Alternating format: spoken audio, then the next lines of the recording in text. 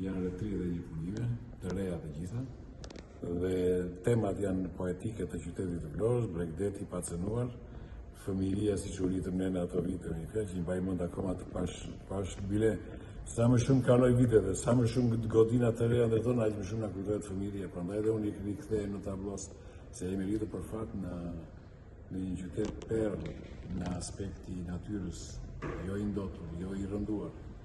Dhe unë ato përpiqem të përcjell dhe brezave të cilët mbas se s'kan pasur fatin të jetojmë ato lulet e asaj periudhe tona, por që të shikojnë tani Bregdetin e fiksuar siç ka qenë Telaja. Pjesa tjetër e tablove janë tablo historike, një pjesë tjetër është një triptik i dy tablove të Gondinjes, siç përcolli Gondinja tablon e tij në Tiranë dhe siç përcolli Agim Suraj tablon e Ali Pashajt në Janin, në Ersil gjithmonë.